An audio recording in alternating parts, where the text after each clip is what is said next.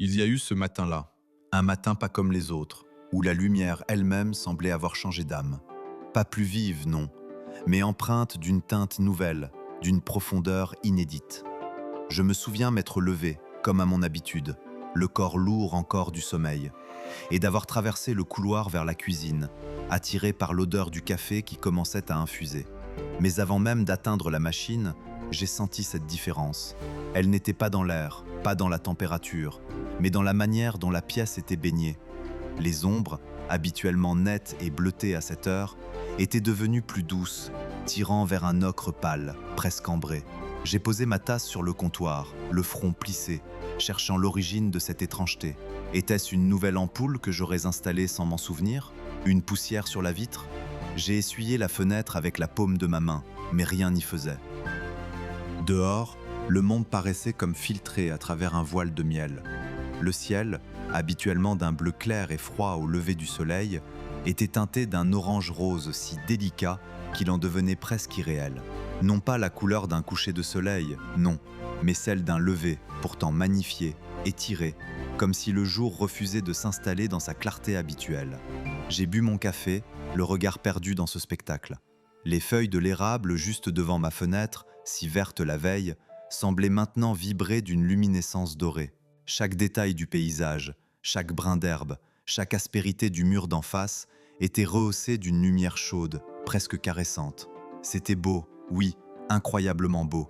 Mais cette beauté portait en elle une pointe d'inquiétude. C'était la beauté d'un rêve ou d'un tableau, pas celle de la réalité familière. Les jours suivants, cette sensation ne m'a pas quitté.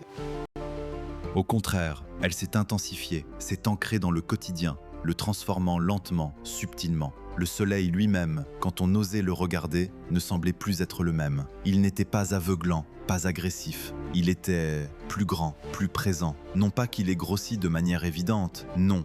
Mais sa présence dans le ciel était devenue plus imposante, plus diffuse. Son disque, même à travers les nuages, semblait occuper une part plus importante de notre champ de vision. Et sa couleur, cet orange-rouge doux du premier matin, s'épaississait, s'intensifiait, comme une braise lointaine. Les conversations, au début, étaient hésitantes, pleines de doutes. « Tu as remarqué la lumière ce matin ?» demandait-on, avec un sourire incertain. On dirait que l'été est déjà là, n'est-ce pas? Une chaleur si douce. Mais ce n'était pas la douceur de l'été. C'était une chaleur différente, enveloppante, qui ne brûlait pas la peau mais semblait pénétrer plus profondément, réchauffant les os, les murs, la terre elle-même. Les nuits n'étaient plus tout à fait froides, même en plein automne. L'air conservait une tiédeur persistante, un léger souffle qui portait l'odeur des feuilles qui ne tombaient pas, ou du moins pas de la même manière. Elles restaient attachées à leurs branches, séchées sur pied, leur couleur vive, comme si elles refusaient de mourir. Les médias, au début, ont parlé de phénomènes atmosphériques rares, de poussières volcaniques lointaines, de variations solaires exceptionnelles. On nous expliquait que c'était normal, que la nature avait ses caprices. Mais au fond de nous, une certitude silencieuse commençait à germer. Ce n'était pas un caprice, c'était un changement fondamental. Le ciel n'était plus jamais d'un bleu pur et limpide.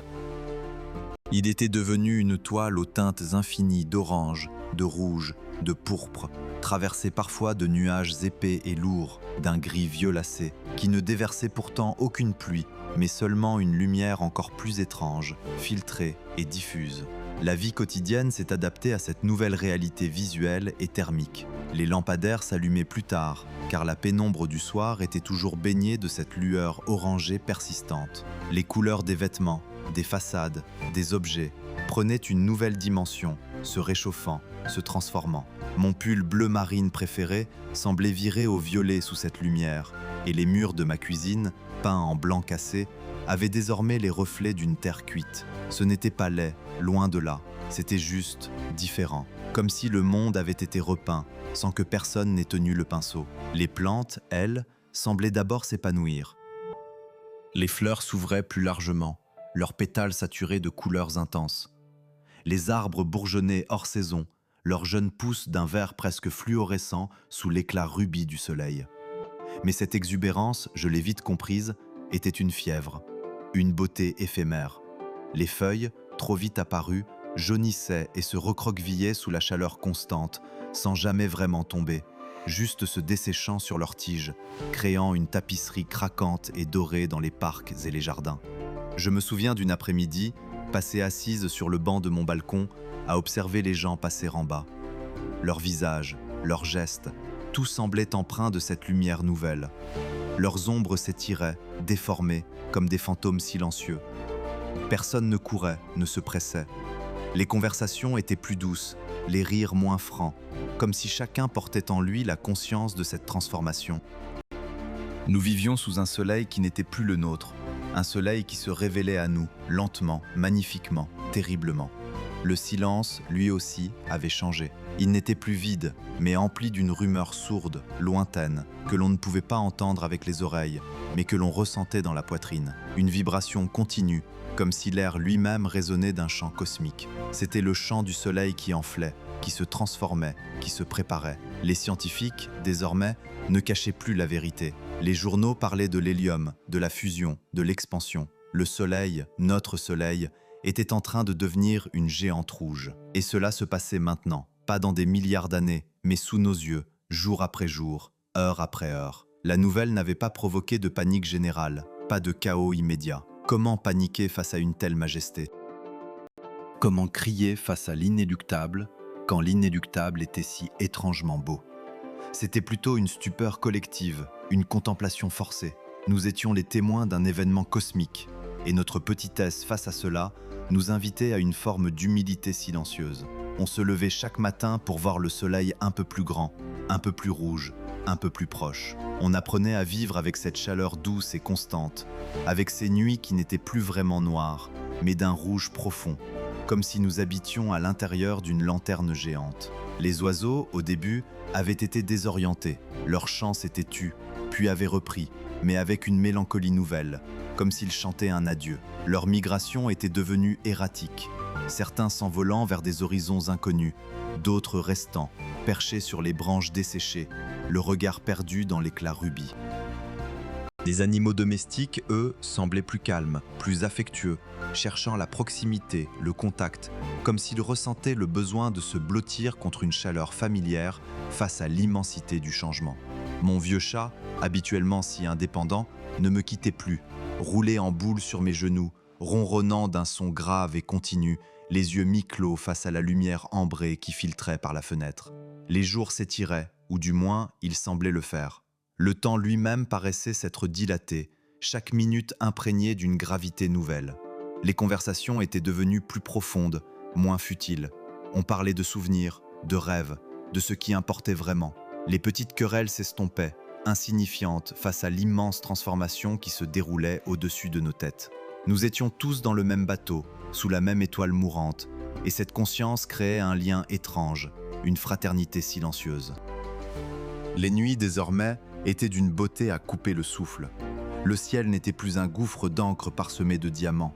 Il était un océan de feu, un velours cramoisi où les étoiles lointaines peinaient à percer, comme des larmes d'argent sur une robe de sang. Le soleil, même après avoir disparu sous l'horizon, continuait à irradier, son halo géant peignant le ciel entier d'une symphonie de rouge et d'orange. Dormir devenait difficile, non pas à cause de la chaleur, mais à cause de cette lumière persistante, de cette présence écrasante. On restait souvent éveillé, à regarder par la fenêtre, fasciné, terrifié, émerveillé. Je me souviens d'avoir lu un vieux livre, un classique oublié, à la lueur de cette aube éternelle. Les mots dansaient sur la page, baignés d'une lumière chaude et irréelle. L'histoire, celle d'un amour perdu et retrouvé, prenait une résonance nouvelle, comme si chaque émotion était amplifiée par l'imminence de la fin, ou du moins, du grand changement. La vie continuait, oui, mais elle était désormais vécue sous un éclairage différent, une perspective altérée. Nous étions les personnages d'une tragédie grecque ou d'une épopée cosmique, et notre rôle était de témoigner, d'observer, de ressentir. Et pourtant, au milieu de cette grandeur terrifiante, il y avait des moments de paix inattendus, des moments où l'on acceptait cette nouvelle réalité, où l'on trouvait une forme de sérénité dans la contemplation. L'air, chargé de cette chaleur douce, de cette lumière orangée, avait une odeur nouvelle, un mélange de poussière chaude et de quelque chose de végétal, de presque minéral. C'était l'odeur d'un monde en mutation, d'une planète qui se réchauffait, d'une étoile qui se dilatait. C'était l'odeur de l'inéluctable, et elle était étrangement apaisante. Les villes, habituellement grises et bruyantes, avaient pris une teinte dorée, leurs façades de béton et de verre reflétant l'éclat rubis du soleil. Les parcs, les jardins, les espaces verts étaient devenus des tapisseries chatoyantes de couleurs automnales éternelles, les feuilles craquant sous les pieds avec un son sec et cristallin. Les gens marchaient plus lentement, leurs pas résonnant doucement dans cette atmosphère étrange. On se regardait plus souvent, les yeux pleins d'une compréhension muette. Ce n'était pas une catastrophe tonitruante, pas la fin du monde dans un fracas apocalyptique. C'était une transformation silencieuse, majestueuse, une lente étreinte. C'était le monde qui se réchauffait de l'intérieur, qui se transformait à l'image de son astre. Nous étions comme des insectes pris dans l'ambre, figés dans l'éclat d'une beauté fatale. Et la question n'était plus de savoir si cela arriverait, mais comment nous allions vivre cette nouvelle réalité, cette vie sous le regard bienveillant et dévastateur d'une géante rouge. Le mot « maintenant » résonnait en moi, non pas comme un coup de tonnerre, mais comme l'écho d'une cloche lointaine, une vibration profonde qui s'accordait étrangement à celle que mon corps percevait déjà. Ce n'était pas une menace pour un futur lointain, une hypothèse scientifique destinée au manuel scolaire de nos arrière-petits-enfants. C'était ici, maintenant. Chaque lever de ce soleil élargi, chaque rayon ambré qui filtrait à travers les nuages rougis, portait désormais le poids de cette vérité. Le monde n'était plus le même, et pourtant, il l'était encore, dans une dissonance étrange et persistante. Nous marchions sur une terre familière, sous un ciel qui était à la fois le nôtre et celui d'un rêve fiévreux, un tableau de maître dont les couleurs avaient été réinterprétées par une main cosmique. Les jours s'étiraient, ou plutôt, ils semblaient se fondre les uns dans les autres, comme des couches de peinture chaude sur une toile infinie. L'horloge biologique de nos corps, si longtemps réglée sur l'alternance nette du jour et de la nuit, se déréglait avec une douceur insidieuse. Les ombres, autrefois définies et tranchantes, n'étaient plus que des traînées floues, des reflets atténués de notre propre incertitude. Elles s'allongeaient, se déformaient, comme si la lumière elle-même hésitait à s'engager pleinement. Le soleil n'était plus un point lumineux dans le ciel, mais une présence diffuse, une coupole ardente qui embrassait l'horizon tout entier, son disque voilé par une atmosphère de plus en plus saturée. Sa couleur s'était encore approfondie, passant d'un orange-rose délicat à un rouge plus dense, plus charnel, parfois teinté de pourpre aux heures où l'aube et le crépuscule se confondaient.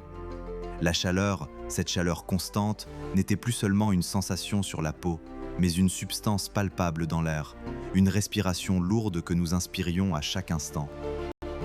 Elle imprégnait les murs des maisons, la pierre des rues, le métal des voitures abandonnées. Toucher une surface exposée au jour devenait une expérience presque douloureuse, une brûlure douce qui rappelait sans cesse la source de toute cette transformation. L'eau des fontaines et des rivières, autrefois rafraîchissante, était tiède, presque chaude, et son murmure semblait plus lent, plus paresseux, comme si elle aussi avait été ralentie par la densité de l'air. Les nuits, si l'on pouvait encore les nommer ainsi, étaient devenues des extensions rubies du jour. Le ciel, loin de s'assombrir complètement, passait par des dégradés de rouge profond, de bordeaux velouté, parfois ponctués d'étoiles étrangement pâles, luttant pour percer ce linceul incandescent. La lueur constante nous privait du réconfort de l'obscurité totale, de ce voile protecteur qui invitait au repos et à l'oubli. Le sommeil était fragmenté, peuplé de rêves aux couleurs vives, d'images du soleil omniprésent qui se glissait dans nos esprits même fermés. Mais il y avait aussi une beauté étrange à cette nuit éternelle, une majesté silencieuse qui transformait chaque balcon en un observatoire privilégié, chaque fenêtre en un cadre pour un tableau cosmique. Nous nous surprenions à veiller, non par anxiété, mais par une sorte de fascination hypnotique, absorbée par la lente danse des teintes sur le firmament. La rumeur sourde, ce chant cosmique que je sentais vibrer dans ma poitrine, avait gagné en intensité. Elle n'était pas audible par l'oreille, mais résonnait dans les os, dans les fluides de notre corps, comme un diapason géant accordé à la pulsation de l'univers. Certains la décrivaient comme une pression, d'autres comme un bourdonnement intérieur, une sorte de vertige permanent. Pour moi, c'était devenu une compagne silencieuse, une ancre dans l'étrangeté, le battement de cœur d'un monde en train de se refaire.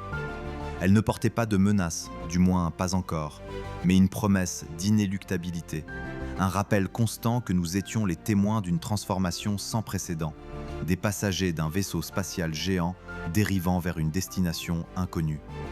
L'odeur de poussière chaude et de minéral, mêlée à des relents de végétal desséché, était devenue l'arôme dominant de notre quotidien. Elle imprégnait les vêtements, la nourriture, les cheveux. C'était une odeur sèche, presque métallique par moments, qui évoquait les déserts anciens et les roches brûlées par le temps. Elle nous rappelait la fragilité de ce qui avait été vert et luxuriant, la lente érosion de la vie telle que nous la connaissions. Pourtant, il y avait aussi une sorte de propreté étrange dans cette atmosphère dépouillée, comme si l'air avait été purifié de toutes les impuretés familières, ne laissant que l'essence d'un monde primordial.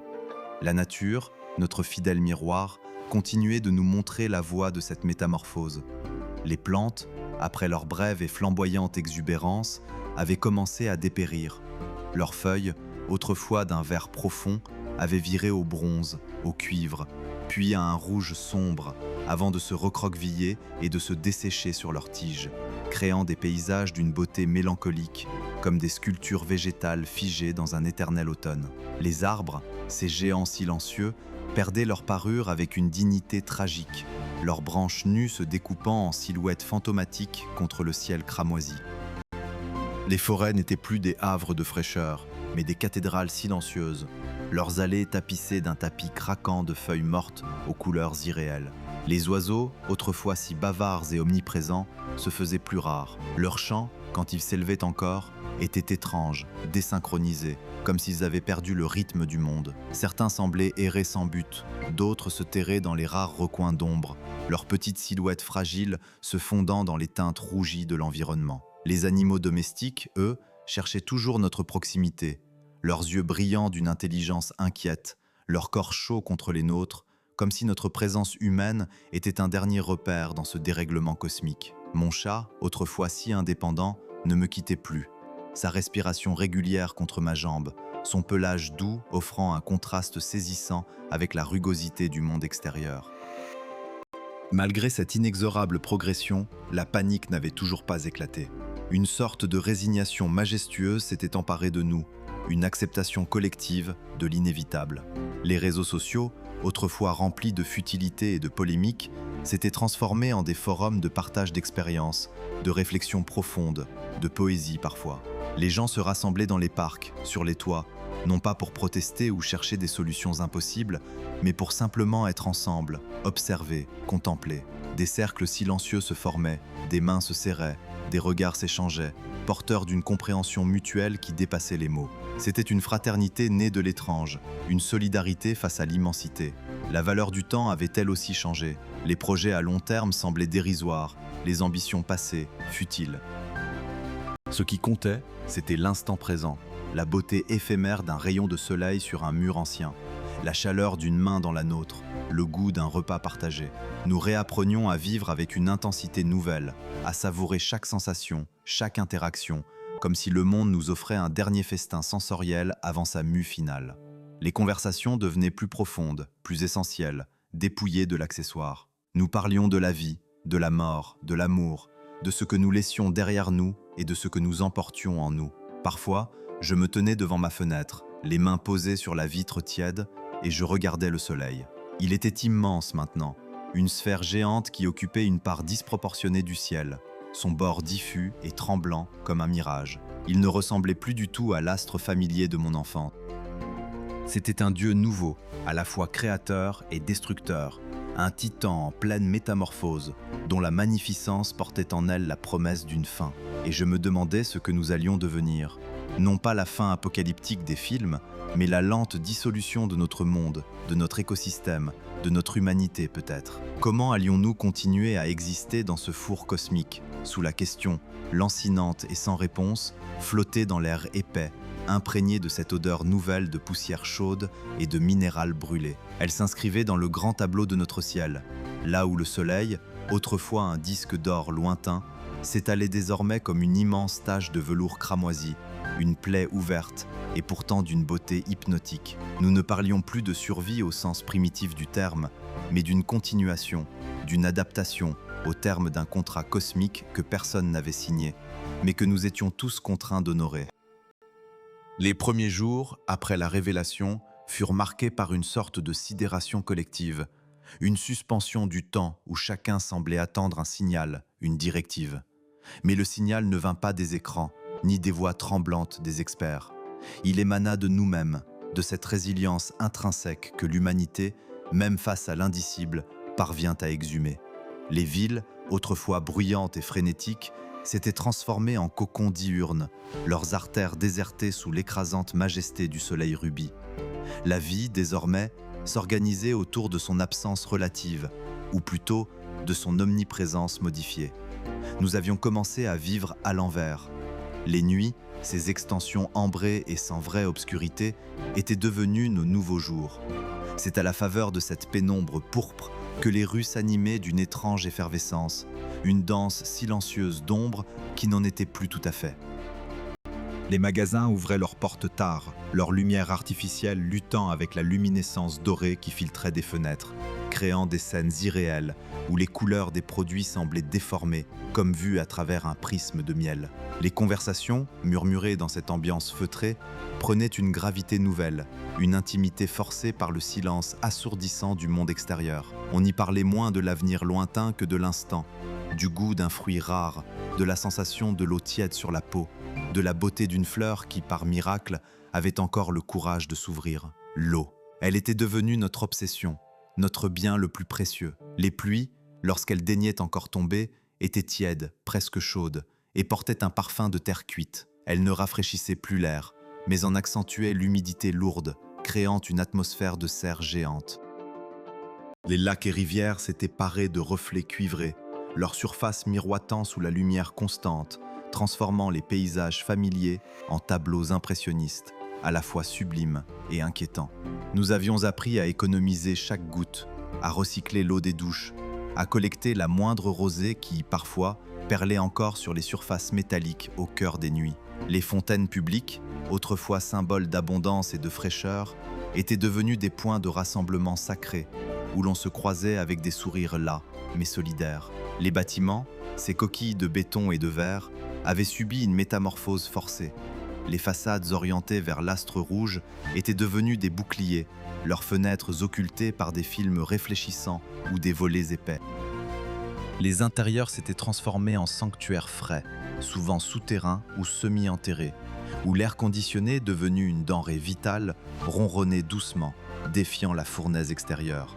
On passait des heures dans ces refuges, à lire, à écouter de la musique, à converser à voix basse, comme si l'agitation du monde extérieur était devenue une impudeur. Les enfants, dont la joie de vivre semblait miraculeusement intacte, dessinaient des soleils rouges sur des feuilles de papier, leurs crayons de couleur capturant cette nouvelle palette cosmique avec une innocence déconcertante. La rumeur sourde, cette vibration profonde qui avait commencé comme une sensation diffuse dans la poitrine, s'était intensifiée, muante en un murmure tellurique, une basse continue qui semblait émaner des profondeurs de la terre elle-même. Elle était là, omniprésente, une pulsation lente et régulière qui rythmait nos jours et nos nuits comme le battement d'un cœur immense.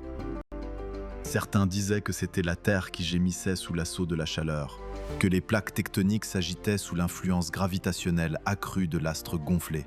D'autres, plus poètes, y voyaient le chant de l'univers en mutation, une mélodie funèbre et magnifique, nous rappelant notre petitesse face aux forces cosmiques. Je la ressentais souvent, cette vibration, non pas comme une menace, mais comme une connexion, un lien physique et tangible avec le grand drame qui se jouait au-dessus de nos têtes. Elle m'accompagnait dans mes moments de solitude, une présence muette qui rendait le silence moins vide. Les plantes, ces vigies silencieuses de la vie, continuaient leur étrange agonie. Les feuilles, desséchées et craquantes, s'accrochaient obstinément aux branches, refusant de se détacher, comme si elles ne pouvaient concevoir la mort sans la chute, sans la libération. Leurs couleurs, autrefois si vives, avaient viré au brun rouge, au rouille, au pourpre sombre, se fondant dans la palette dominante du ciel. Les parcs et jardins, jadis des havres de verdure, étaient devenus des paysages lunaires, des forêts fantômes, où les squelettes des arbres tendaient leurs branches dénudées vers le soleil géant, dans une supplique silencieuse ou une ultime offrande. Pourtant, quelques espèces, plus résilientes ou plus mutantes, parvenaient à subsister, des herbes rases aux teintes étranges, des cactus aux épines rouges, comme si la vie, obstinée, trouvait toujours un interstice pour s'y nicher, même au bord de l'abîme. Les animaux domestiques, eux, avaient conservé leur rôle de baromètres émotionnels. Mon chat, autrefois un explorateur intrépide des toits et des jardins, était devenu une ombre silencieuse, cherchant la fraîcheur des carreaux, se blottissant contre moi avec une insistance nouvelle, ses ronronnements graves, presque une plainte. Les oiseaux, ces messagers du matin, avaient presque cessé leur chant mélancolique, leur gazouillis se raréfiant jusqu'au silence, remplacés par des cris brefs, des appels désorientés qui résonnaient étrangement dans l'air lourd. Leur désorientation était palpable, leur instinct de migration brouillé par l'absence d'une nuit véritable, d'un cycle saisonnier reconnaissable. Ils étaient comme nous, des créatures d'un monde ancien, tentant de décrypter les signaux d'un univers nouveau. Le sommeil, cette douce évasion, était devenu un luxe rare. Les nuits rubis, loin d'apporter le repos, baignaient nos chambres d'une lumière éternelle, une aube sans fin qui troublait les rythmes circadiens. Les rêves, lorsqu'ils venaient, étaient peuplés d'images déformées, de paysages irréels sous des cieux flamboyants, de silhouettes errantes dans une chaleur oppressante. Je me réveillais souvent, le corps moite, l'esprit embrumé, avec cette sensation persistante de la rumeur sourde dans ma poitrine, et le soleil, toujours là, immense et silencieux, à travers les fines fentes des volets. Pourtant, au milieu de cette étrange beauté et de cette angoisse diffuse, une forme de paix s'était installée. Une paix forgée dans l'acceptation de l'inéluctable, dans la reconnaissance de notre insignifiance face à l'immensité cosmique. Les conversations n'étaient plus superficielles. Elles sondaient les profondeurs de l'âme, explorant la nature de l'amour, de la perte, de l'espoir. Nous avions appris à nous regarder les uns les autres avec une tendresse nouvelle, une compréhension silencieuse de la vulnérabilité partagée. Les gestes étaient plus lents, les sourires plus rares mais plus sincères, les étreintes plus longues. Je me souviens d'un après-midi, si l'on pouvait encore appeler cela un après-midi, où je me tenais sur mon balcon, le visage tourné vers l'astre géant. La chaleur était intense, mais une légère brise, venue d'on ne sait où, caressait ma peau, portant avec elle le parfum lointain de la poussière et d'une résine inconnue. Le soleil, un disque écrasant d'un rouge pourpre profond, semblait s'être encore élargi, occupant une part encore plus démesurée du ciel. Il n'était plus un point, mais une présence, un mur de lumière et de chaleur dont les bords diffus se perdaient dans les teintes opalescentes de l'atmosphère. Ses contours, autrefois nets, s'estompaient désormais en une aura vibrante, comme un cœur immense battant au ralenti. C'était beau, d'une beauté terrifiante et absolue. C'était la fin d'un monde, mais aussi la révélation d'une magnificence que jamais l'humanité n'avait été destinée à contempler. Je me sentais à la fois infime et connecté à quelque chose de grandiose, de primordial. Les questions de comment nous allions continuer de vivre s'effaçaient parfois, remplacées par la simple contemplation du fait que nous vivions, encore, sous cet œil ardent. Chaque souffle était un acte de défi, chaque battement de cœur une affirmation silencieuse. Les scientifiques, ces oracles d'une ère révolue, continuaient leurs observations, leurs données. Ils parlaient de l'hélium qui s'accumulait au cœur du Soleil, de l'enveloppe extérieure qui s'étendait toujours, de la perte de masse qui affectait son champ gravitationnel. Les marées, jadis régies par la Lune et le Soleil, devenaient imprévisibles. Les océans, déjà tièdes, s'agitaient de soubresauts étranges.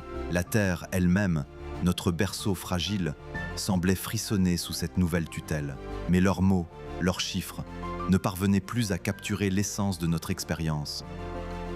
Ce n'était pas une question de physique, de chimie, c'était une question de sensation, d'émotion, de l'âme humaine face à l'inéluctable.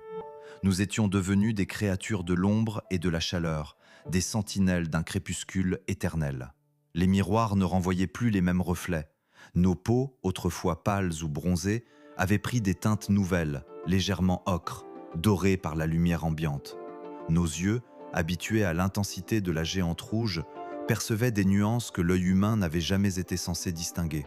Chaque levée, ou plutôt chaque persistance, de l'astre était un rappel, une caresse ardente qui nous enveloppait, nous pressait, nous rappelait notre place précaire dans cette danse cosmique. La question de la survie, du comment allions-nous continuer, s'était transformée. Ce n'était plus une quête de solutions techniques ou d'échappatoires lointaines. C'était devenu une question intérieure, une méditation sur la dignité de notre existence face à la fin, sur la capacité à trouver de la beauté, de la connexion, de l'amour, même lorsque le ciel lui-même hurlait la promesse d'une extinction. Nous n'étions plus les maîtres de notre destin, mais les témoins privilégiés d'une transformation cosmique d'une grandeur inimaginable. Et dans cette contemplation forcée, dans cette fraternité silencieuse sous le regard écrasant de la géante rouge, nous apprenions, jour après jour, à exister, un souffle à la fois, dans son étreinte ardente. La rumeur sourde que nous sentions, cette pulsation cosmique, n'était pas seulement le chant de mort de notre étoile, mais l'écho d'une décision inévitable. La Terre devenait un tombeau incandescent, et il fallait partir. Ce fut une course folle, une prouesse d'ingéniosité et de désespoir. Des arches d'acier et de rêve furent forgées sous le ciel écarlate, des vaisseaux conçus pour porter les fragments de notre mémoire et de notre avenir, loin, très loin.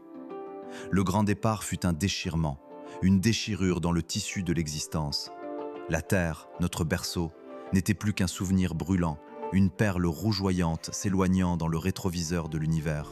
Les générations se sont succédées à bord de ces mondes de métal, les récits de la vieille Terre transformés en légende, le soleil écarlate en mythe fondateur. Nous avons appris la patience, la résilience, la valeur inestimable de chaque goutte d'eau, de chaque souffle. Nous avons affronté la faim, le doute, le vide sidéral qui menaçait d'engloutir non seulement nos corps, mais nos âmes. Puis, un jour, après des siècles d'errance, le silence du vide fut brisé par un murmure lointain, un écho de vie, une nouvelle planète, un horizon verdoyant, différent, mais respirable. L'atterrissage fut un second accouchement, douloureux, mais empli d'une espérance folle. Nous avons posé le pied sur une terre étrangère, sous un soleil jaune et familier, mais qui n'était pas le nôtre. Les premières villes furent des cicatrices sur le paysage, puis elles devinrent des jardins, des foyers. Des siècles ont passé depuis ce premier pas. Les histoires du soleil écarlate et de la terre mourante sont désormais des contes pour enfants, des leçons gravées dans la pierre de nos cités nouvelles. Nos ancêtres ont fui un brasier, mais ils ont bâti un monde où la mémoire de ce sacrifice est la pierre angulaire de notre civilisation. Nous avons appris à ne jamais tenir pour acquis le bleu du ciel, le vert de la forêt, le murmure de l'eau. Nous avons appris l'humilité. Nous avons appris que la vie, comme la lumière, trouve toujours un chemin, même après la nuit la plus longue. Nous levons les yeux vers notre nouveau soleil, un point d'or dans l'immensité. Il n'est pas le nôtre, mais il est notre avenir. Et en son cœur, nous portons l'héritage écarlate, non pas comme une cicatrice, mais comme une promesse éternelle.